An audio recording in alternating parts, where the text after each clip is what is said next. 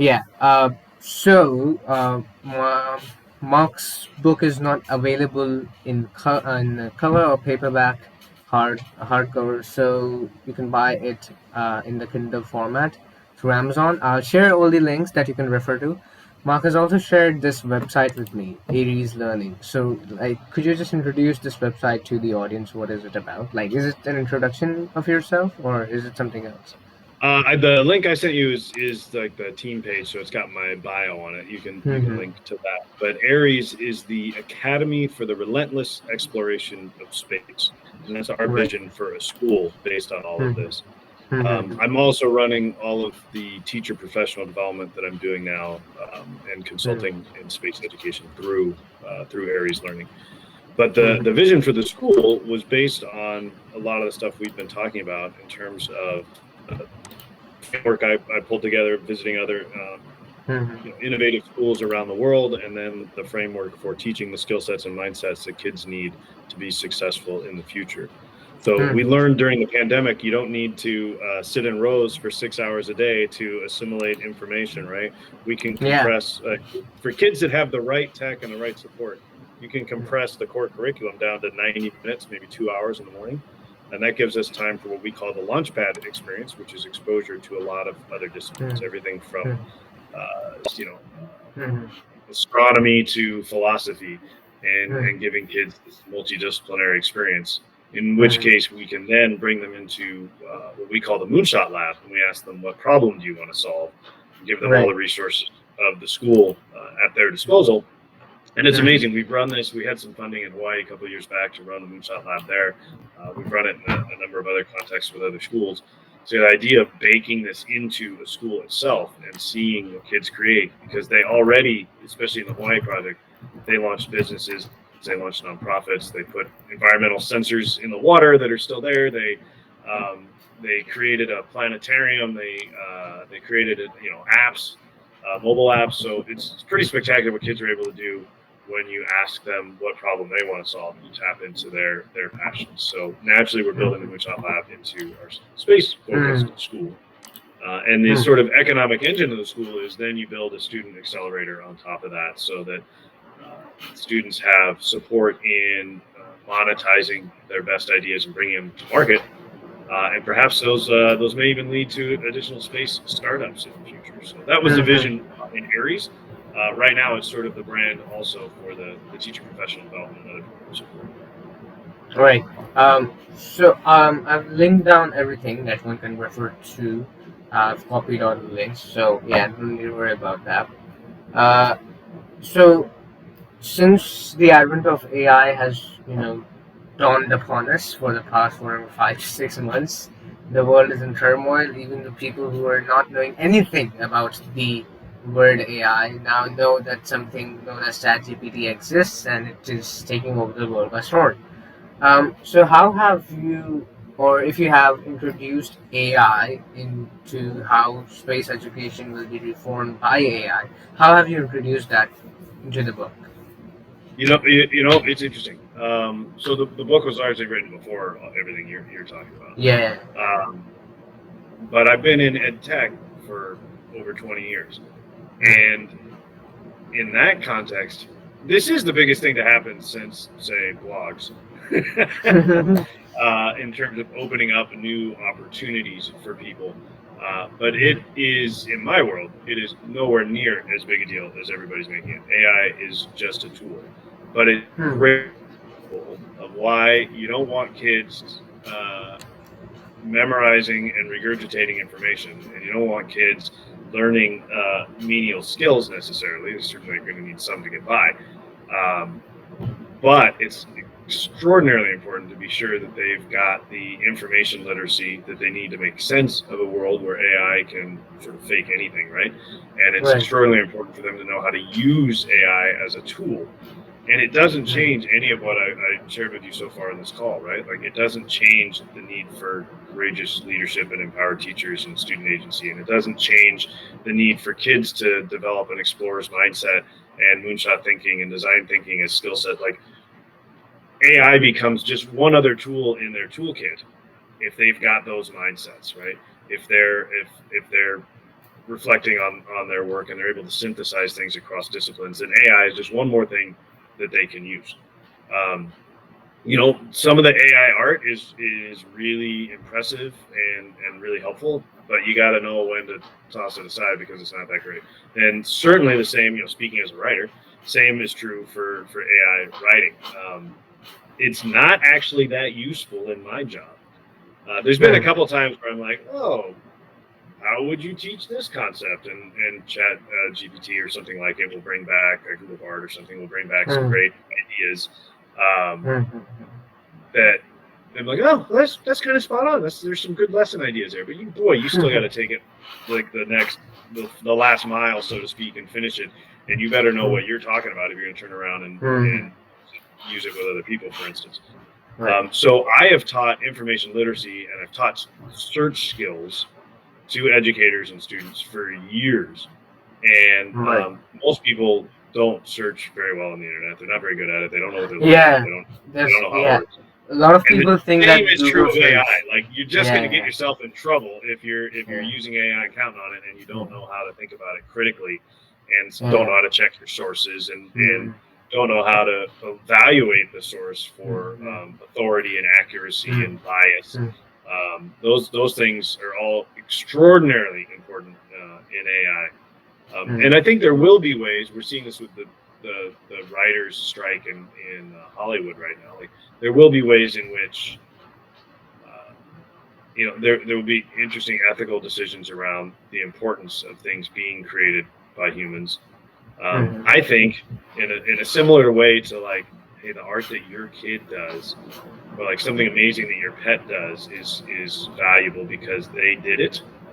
I think we're going to see more and more of that in all sorts of industries where it'll be valuable because a human did it. It's like paying to go see live music. Like, oh, you can already have the perfect recording, but people pay to go see live music because it's important to see humans do it, right? And do it live. And I think people are going to, for instance, want to buy a book that they know a human wrote about something that they care about. And the sense that, like, oh, I could do that too, I think will become more and more important. That said, it makes menial work, menial skills, menial knowledge even less important if you can just ask the AI. I mean, do you consider, like, in the way, for example, how machinery in the industrial age, like for example, how we used to use hand looms and really old age vintage machines that were basically so much more manual, that it used to take a lot of time for a human to make any form of cloth, any form of texture or whatever, and hence it used to cost a lot. After the industrial age, after the industrial revolution, everything was just like dirt cheap relative to that. And well, what happened was basically, handmade stuff became sort of premium in a way. Yes. Yeah. Right. Yep. So is that what you're saying is going to happen, or like? No, I think so. And I think in some fields that'll be more important than others. Some fields it'll just be premium. Some fields it'll be really, really important. Right. But I think it's a good analogy, and in education technology, it's funny to look back at sort of education journalism, if you will, from 100 years ago, because one of the things that struck me early in my career was an ed tech professor shared an article about ballpoint pens, and teachers were all upset because they thought students were going to be lazy if they had ballpoint pens and they wouldn't be able to use a pen and inkwell, and they wouldn't know how to write like that. And it's the almost exact argument that teachers had 20, 30 years ago and over my career around technology. Like, oh, kids will be lazy, they won't know how to do cursive or whatever. You know what I'm saying? Like, they're not going to know anything because they're just going to use a calculator, they're just going to use Google. And it's similar now too. Like, oh, kids can't write essays. They're not going to know how to write essays anymore because they have AI. It's like, no, they're going to have dirt cheap textiles. Like, it's going to be better. Like, we're not going to waste time on stuff that we shouldn't be wasting time on. But that said, like, that it's not much more critical for people to actually, have the background knowledge to judge things on their own, and to have the mental kind of skills to judge things on their own and make sense of them on their own, and put them to meaningful use. And that's not easy. It's not going to be easy to just use AI to do your job. You Hmm. know, the meme that's been going around this year that I think is really on the nose is you're not going to lose your job to AI. You're going to lose your job to somebody who knows how And to use someone who AI. knows that, yeah. Hmm. Pretty much. Yeah, So, well, a question came into my mind and I forgot. And, no worries. uh, Yeah, we got off on a tangent. yeah, yeah. What was it?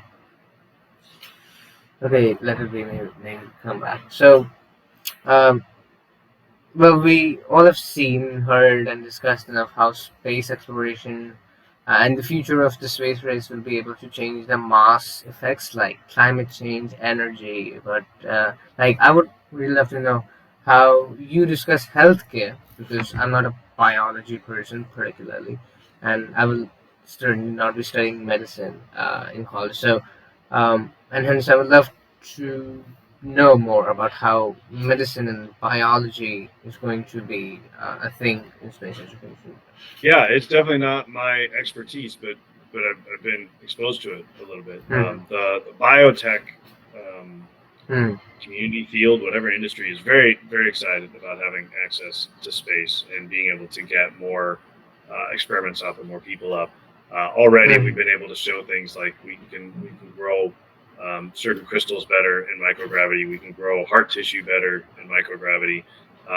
There's already been experiments. In fact, there's one of the books I wanted to recommend. This Next 500 Years by Christopher Mason. Hmm. Looks at microbiology and genetics in particular, and it's spectacular what we're already experimenting with in order to help people survive in space that might be useful here Hmm. on Earth. Um, one mind blowing example is we've already integrated tardigrade DNA into human DNA Yeah, in order to take heard advantage that. of their radiation protection. And how many Yeah. cancers could that protect us from, right? Hmm. Um, Hmm. so I think there's a lot of stuff that will wind up being Well, spin-off benefits. Right? the potential in the medicine field is obviously a lot. Like we've not got the cure to cancer, Alzheimer's, like these big diseases that are basically give nightmares to medicine people and biologists all the time. Uh, but yeah, if somebody comes up with that, then obviously there's ton of potential in that. Um, Yep. Also, talking about more specific side of space, we have this sort of, we can say, thing that we basically can't solve, right? If an astronaut goes into space, the effect of time dilation is basically different than someone who's standing here on Earth, and because of that, everybody gets old here on Earth, whereas time passes relatively slow. It's definitely a bit more distinguishable in interstellar space, but like even when they are outside of Earth, if not even talking about how relativity works, but it has a sort of effect on the astronauts' health and body in terms of they're being directly exposed to things like radiation and the sun's rays without having an ozone to protect them. Yeah, So that's how are much more we? Yeah, significant. yeah. So how are we like sort of pondering upon that, or is your book introducing anything like that? Uh, Well, one of the things that the book does is an interesting thought experiment. Is the second part of it looks at how might we educate kids when we get there? So on the moon, or on mhm. Mars, or on deep space habitats, so like O'Neill Yeah. style habitat. Right? Mhm. And there's a lot of sort of unanticipated consequences when you start thinking it through. Even on the moon or Mars, low. Let's just start with Mars. Even on Mars, the low gravity is an issue. Like that will almost certainly have health consequences, even on the planet, because it's so much less than here on Earth. The atmosphere is going to be a challenge. Radiation is going to be a significant challenge. Mhm. People, describe these sort of glass dome habitats Mhm. and greenhouses, and Well, unless they have a solution for it, that's probably not realistic because you're going to get cooked by the radiation because Mars doesn't have anywhere near the protection that we have here. And obviously, it's fatal to go outside. So that has a lot of potential consequences for the first settlers and for the first schools. But one of the others that's really interesting, particularly with respect to Mars, is you start thinking about speaking of relativity, the sort of upper speed limit of signals across the solar system. Mars could be up to 46 minutes round trip delay in a signal back to Earth. And you think to yourself, like, okay, think of the first small settlement on Mars where there's actually multiple generations, there's kids, and they're going to have a school. Maybe it's a one-room school, multiple grade levels, and they're going to be teaching all the stuff I talked about. Well, people's first thought is, well, we can just do it like the pandemic. It'll be emergency distance learning. They can do online learning. It's like, well, they can't do Zoom with any expert on Earth because the time delay would be so long. And then you start thinking, they can't even Google because there's a 46-minute delay. You put in a search, you got to wait 46 minutes to get your 10 results back, right? So you got to think through the local resources that would be necessary to make a settlement like that really, really work. So doesn't that bring up the question that we should maybe also think about how we could build something that is not directly dependent on what is happening on Earth? Obviously, communication and all that, trying to reach out, trying to get updated on what's happening on Mars. If particular set of people are there, we need to know about them here on Earth. That is a different set of problems. But what about we trying to maybe get a different set of working systems? Maybe the internet working there is independent to that of Earth. The communication methods are different or independent to that of Earth in any way or form. And are we thinking about that in any way or form? Yeah, well, I have one anecdote that I think is a great place to start. In 2006, at the very first Google Teacher Academy, I was at the Google campus in Mountain View, California. And we had a bunch of teachers on campus, and it was a great experience for them to sort of, be immersed in the Google culture and learn technology while they were there. But we had lunch, and this guy named Vint Cerf drops by. And in Google, it's unusual to see somebody in a three-piece suit walk in and somebody his age. But he happened to be the guy responsible for creating TCP/IP back in the 70s. And he joked with us, this is in 2006, he was joking with us, yeah, it's my fault, we're running out of IP addresses. There was a meeting I had in 1972 where I just said it's going to be this many digits and that's it. But and this is 2006 again, he started telling us about how TCP/IP really can't handle the communication delay to someplace like Mars when it comes to packet dropping and so forth. And so even at the time, they were working on and have mostly worked out an interplanetary internet protocol that could handle those things. And they've run that on essentially all of our Mars rovers and similar vehicles for decades now. So there's already an interplanetary internet of to some degree. Now, sadly, it's mostly running through the deep space network we were just looking at, which is really limited in bandwidth. So one of the things, as the book looked into that, and we talked about how we can educate kids on Mars, is, boy, we're going to have to do something about bandwidth locally on Mars, but also between Mars and the Earth. Because the idea of replicating all of the internet on Mars that's a pretty.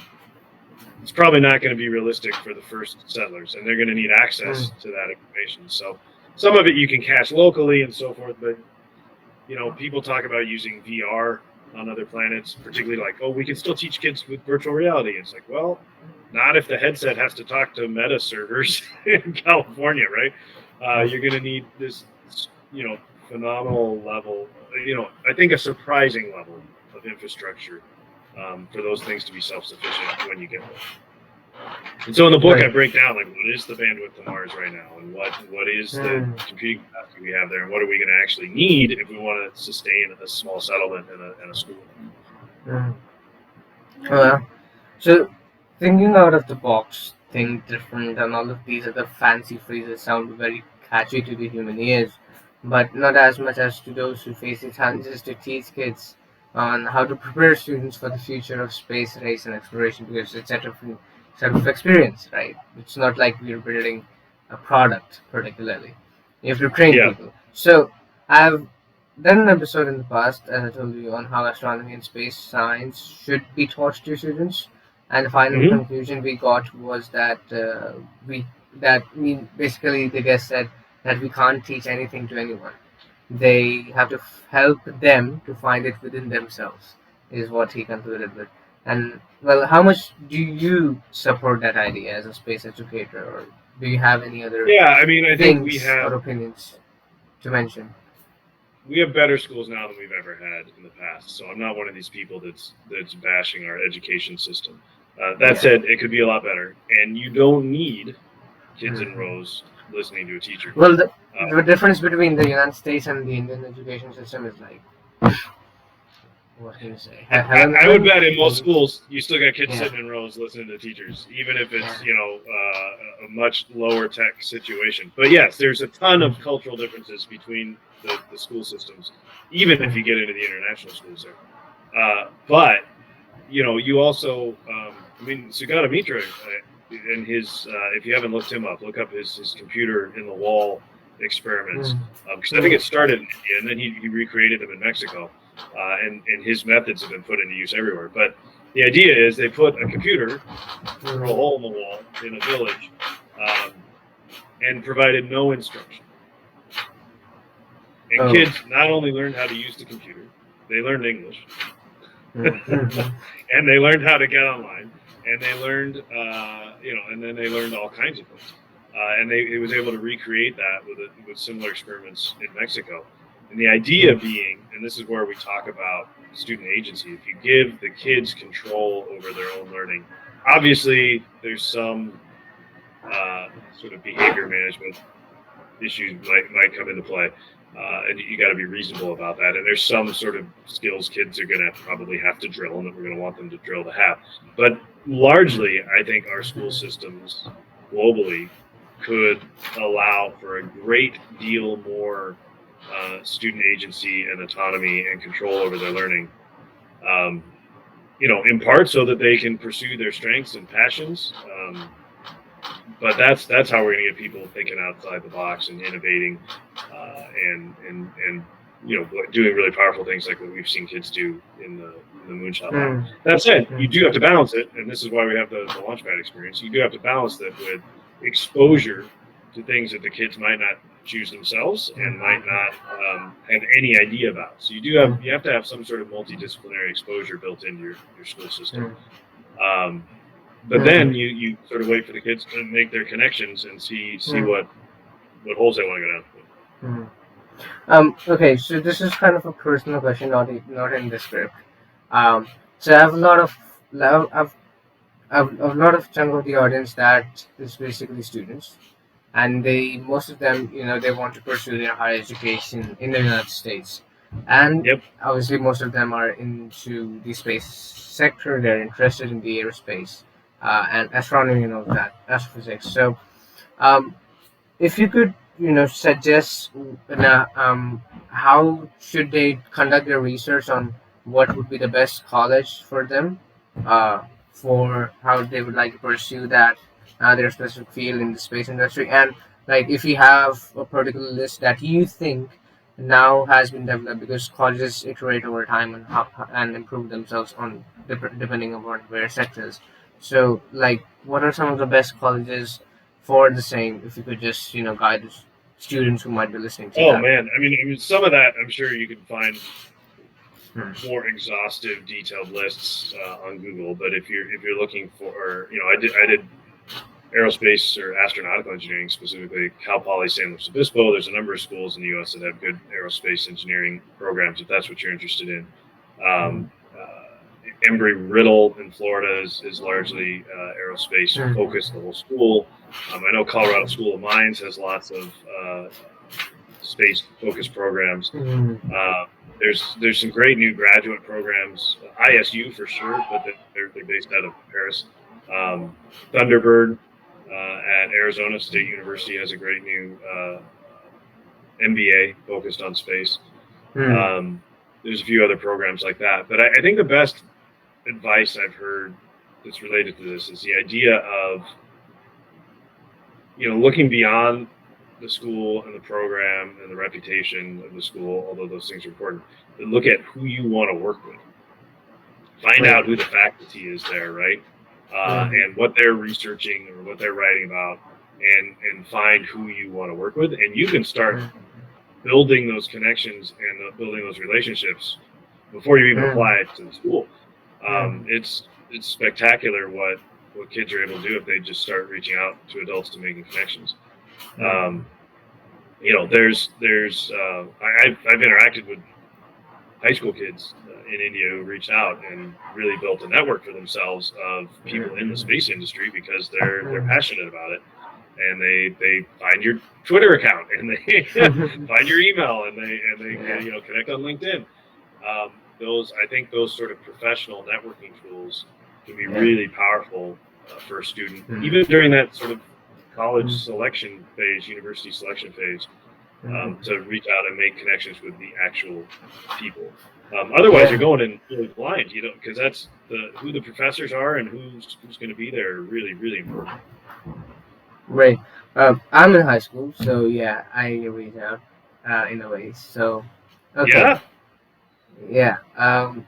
So, okay, we're almost halfway through. So, what are some of the practical ways, after all, that we could approach space education for all? Awareness, soft power, or hard emphasis? It's like a rapid fire question Say it again. question. I'm not 100% sure I followed that. Okay, should I repeat the question? Yeah, yeah. What are some of the practical ways, after all, that we could approach for space education for all? Awareness, so basically soft power, or do you think hard emphasis? Right. I see what you're saying. I see what you're saying. Yeah. I've been asking myself this question a lot lately. I just wrote a post yesterday. I was at Kennedy Space Center last week, and had a ton of amazing experiences there because I chose to go there and I had the resources to go there. And it's like Mm-hmm. some people are never going to choose to go there and they're not going to have the resources to go there. So how do you bring that experience to other people? One way I like to do that is leveraging teacher professional development. If you can train some teachers who choose to go there and have the resources to take an online class or whatever, then they can go share that with lots of students. But beyond that, how can you do that at scale for a relatively low cost? I think there's a couple of resources I could share. One is with Space Prize last year, we were focused on empowering young women, and we had these spectacular contests where they could win zero-G parabolic flights, right? Oh. But the question was, what do we do for the girls that don't win? And the answer, real quick, was, well, they need to have some sort of meaningful educational experience.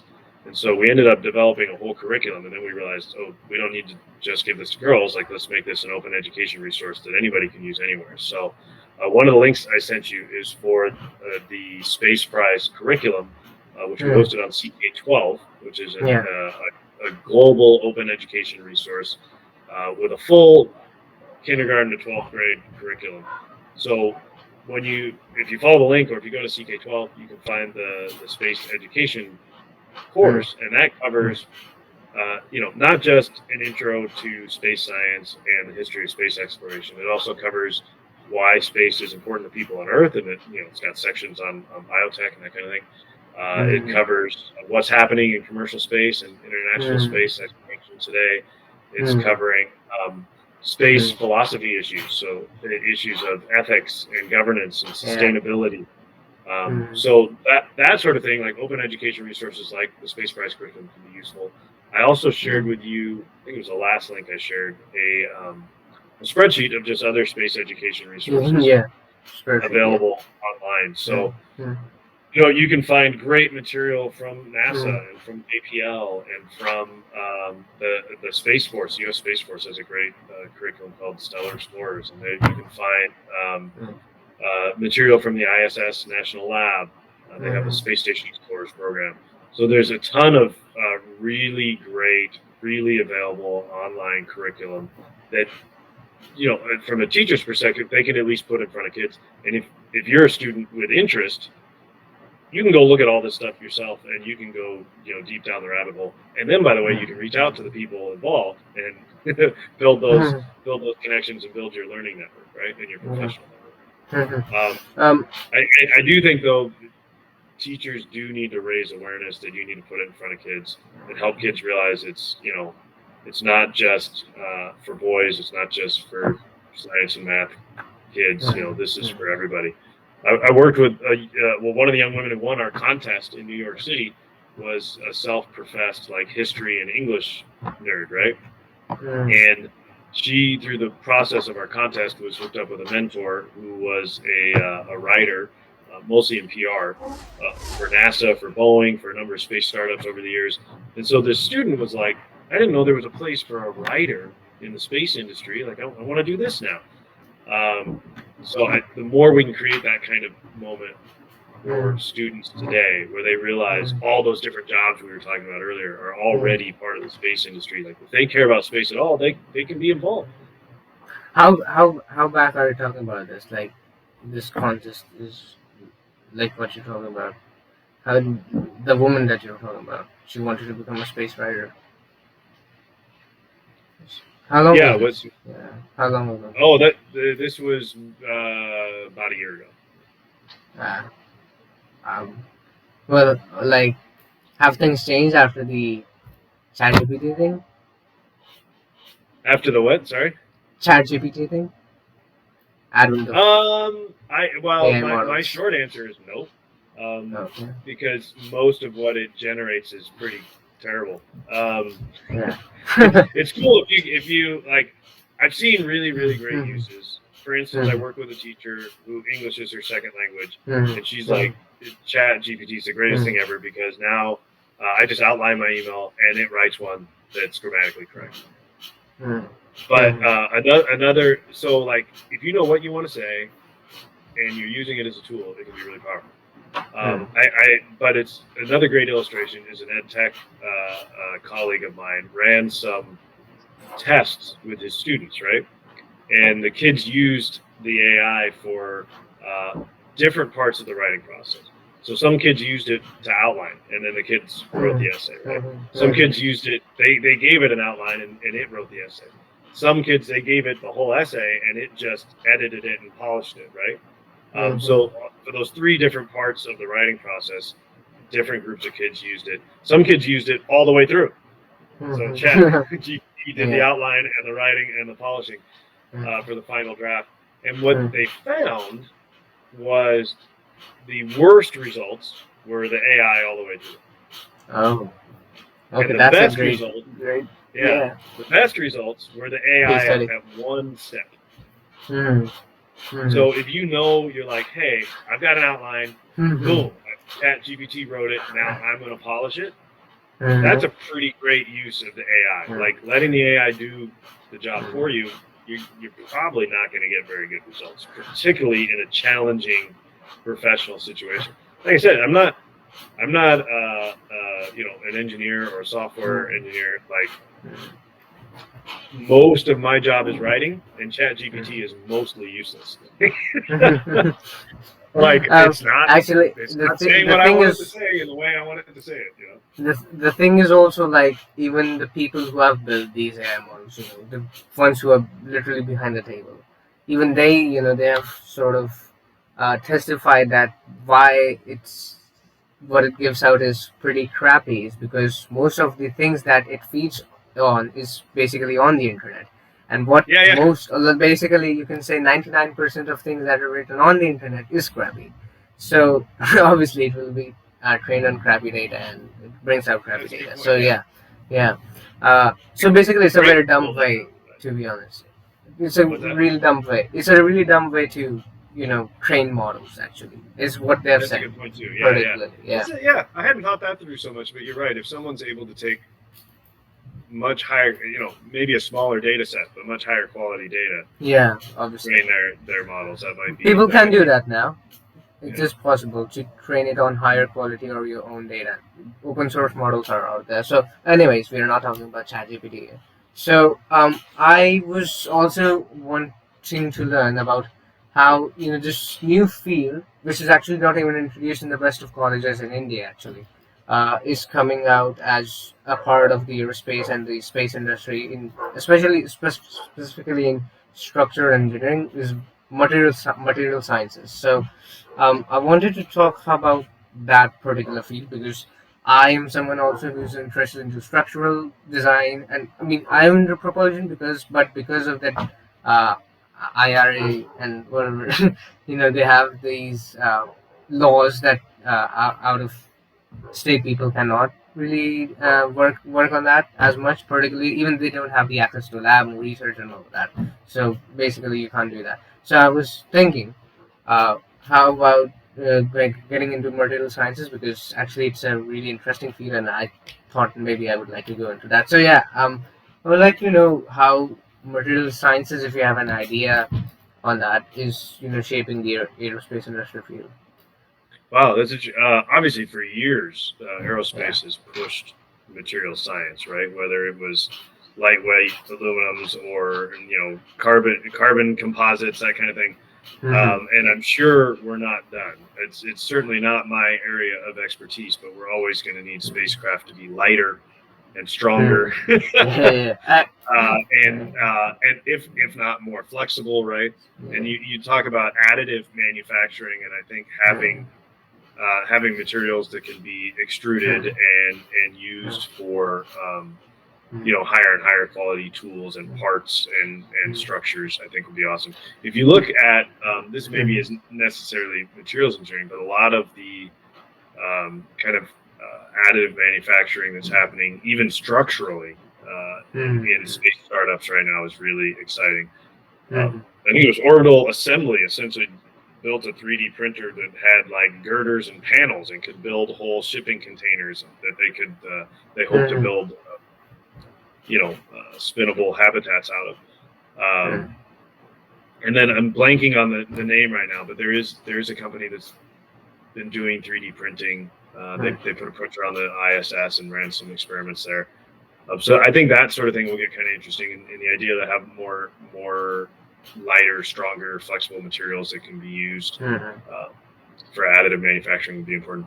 But the other part about materials that I think will be important in space is what can you create with the in situ resources. So if you're able to use lunar regolith or a particular asteroid or other body, like what can you do with the materials you find there? So how do you Yeah. separate them, refine them, recombine them into something interesting, like a material you can do additive, manufacturing with? That gets pretty interesting. In fact, there's a couple of other books I would recommend on the nonfiction front. Um, Martin Elvis's Asteroids is a mind bender to sort of realize like really what's the value of mining the asteroids in our solar system, because it's mind-boggling amounts of value sitting out there. There's asteroids that are trillion-dollar asteroids, or they say there's worth more than the entire global GDP, which I'm sure it wouldn't work out that way because values would change. But the idea being, if you can go use these sort of in situ resources and create interesting, useful materials out of it, I think that gets pretty exciting. On a fictional end, I would highly recommend Daniel Suarez's Delta V. Is a near future science fiction book about asteroid mining, and they have a lot in there about sort of refining the materials that they find and what they're able to make out of them, including high grade steels that they could create their own aircraft with, that kind of thing. And the follow up to that is called Critical Mass. So really really fun thrillers on top of the Yeah, I see. living. I'm particularly not as much of a fiction kind of guy because I don't like reading fiction. Like I have one fiction book lying around. So basically, it's India's first sci-fi book. Like basically, the first Indian writer to write a sci-fi book is what I have. This is it. Its name is Rhythm Roger. Okay, I'm actually going to maybe try reaching out to the author. Maybe I don't know, but yeah. Uh, so Yeah. This um, book is great because it also like, mhm, shares, like in the context of the story, it really mhm, shares. What's the word I'm trying to say? Kind of a lot of the philosophy I'm talking about in terms of the mhm, need for global collaboration on this, mhm, and kind of the importance of each of these elements to humanity's future. It illustrates it really well. right. Um, okay. I always forget. So what I was trying to say was, you know, these new composite materials is basically they are being used in the space industry. Probably one of the biggest news that basically bring the question upon structure and in a way materials engineering is the recent this incident that happened in the sea exploration incident or whatever that was sea gates Yes, open very sea, true. yeah, Yes. whatever yeah. So maybe the question brings upon that maybe we should try focusing more on that. But okay, so we're almost towards the end. So okay, this is okay. Do you have kids? Yeah. My kids are Yeah, 13 and 15. yeah. So like, if I ask you, what would you like advise them in today's day and age of developing techs like AI technology and aggressive space exploration for the future? If you had to advise them something. Yeah. I'm taking care of making them aware. you know, uh, Mhm. the launches and the developments, and I talk about my work a lot. But to them, of course, that's Dad's work. Humorously, I'm also connected with Andy Aldrin, Buzz Aldrin's kid, and he gives a Right. presentation where he talks about growing up with his dad walking on the moon, and it's like, all his friends' dads were astronauts too. It was kind of no big deal, and all he worried about was whether this dad gonna like trip and fall and embarrass him on national TV. And it's kind of a funny story. So I think there's some degree to which certainly you can pass these things on to your Mhm. kids, but it doesn't mean that they're going to be passionate about it too. Mhm. My youngest early on, I would ask him like, "Oh, Finn, do you want to go to space?" And he's like, "No way, Dad, that's dangerous." He doesn't have any interest in that. Which I'm like, "Oh, Yeah. I guess he understands the science at least." They're much more interested in my 13-year-old's interested in game design. My 15-year-old's interested in biology and biotech, actually. So Yeah. they're going to have their own path, but I am Mhm. certain that the space economy is going to affect their job, Mhm. Mhm. whatever it is. Mhm. Um, so I like to play a lot of space games. You yeah, right, know. exactly. Yeah. So Mhm. I want them to follow their own path, but I Mhm. definitely want them, a dad always wants their kids to have the most options, right? And I think Mhm. one part of having all of your options on the table is understanding what's happening Not in true space. here in India. I don't think the Indian audience would agree to that. But no, I mean it's a stereotype. But anyways, okay. So yeah. Could you like finalize some resources? Okay, you have already. Okay. Every other resource that has been provided to me, there are a lot of links. I'll just link them down into the description of the episode. And finally, I would love to know your final messages to the audience. Sure, yeah. I actually, just to back up a step on the resources, I definitely want to point out, particularly if there's any educators listening or really any enthusiasts or students that are interested, I do have an online course for teachers. Mm-hmm. It will begin again July 11th. So Mm-hmm. probably it sounds like about a week after this comes out. So if anybody's interested in that, it's just arieslearning.com/course. I Mm-hmm. also have a similar astro geology course that's coming up, although that's face to face, probably less relevant to your listeners. Mm-hmm. The thing that would be relevant is I run a space education summit that's a free online event. We've run 3 of them in the last 2 years. We've got another one coming up in November. If you go to the link I gave you here, but spaceeducation.squarespace.com is the direct link. Mm-hmm. But if you go to spaceeducation.events, you should be able to get there too. with that, we've had keynote speakers, we've had astronaut panels, we've had lots of speakers from space Mm, psychology, um, young professionals, education, of course. mm, Trying to think of some of the other strands mhm, we've had, mhm, but there's a bunch of the past sessions are online for free, mhm, mhm, including the astronaut panels. So mhm, check that out on our YouTube channel. mhm, And then I edit a blog for the Human Space Program. I recommend checking out the Human Space Program at humanspaceprogram.org. But mhm, their Medium blog is at medium.com/at Human Space Program. mhm, So mhm, lots of other contributing authors there, but I edit that. The last few were my posts. And for about 18 months, I was the associate editor on the Journal for Space Philosophy, which I highly recommend. mhm, The quality mhm, goes like this a little bit, but the idea of engaging issues of space ethics and governance and sustainability, kind of the humanities in space, if you mhm, will, mhm. is something Yeah. I get pretty Yeah. passionate about, and I think it's something Mhm. we're going to need because we need to be asking Yeah. questions like Mhm, should we mhm, do this and how mhm, should we do mhm. it, not just can we. Yeah. Yeah. I've seen a few budding space law keepers, whatever. I mean, law people. Yep, I don't know what yep. particularly what I would like to call them because it's not like as official as a lawyer on Earth would be in the Earth's Well, I realm. know of at But yeah. least one space law program Hmm. at a university, and certainly I know several Yeah. space lawyers and even space diplomats Mhm. now. Yeah, because obviously we have a space army, space force. So I mean, all of that makes sense because you need to keep care of the ethics. But anyways, yeah, I would love to know your final feedbacks to our conversation.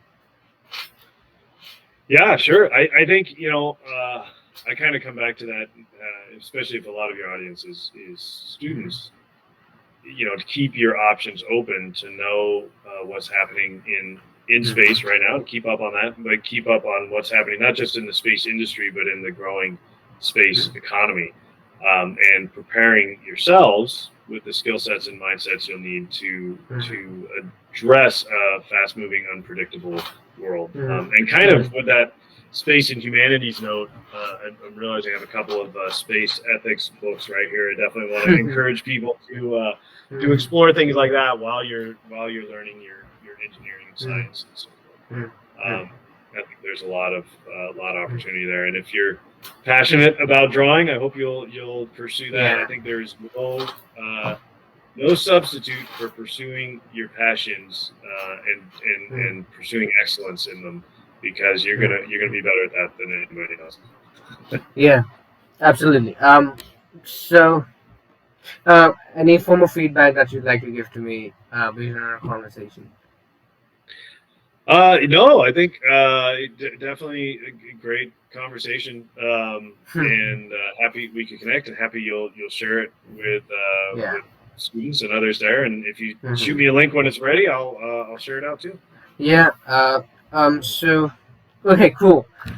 Thank you everyone for listening to the 25th episode. I hope it is 25th. You can edit it in post for Yeah, that too. I don't know. I forget it all the time. I forget it every time. It's like so bad. Okay. So 25th, 26th episode of the Whimper podcast. I hope you enjoyed it. Maybe you have already left. So yeah, I'll not take much more time. Keep living up. Thank you. All right.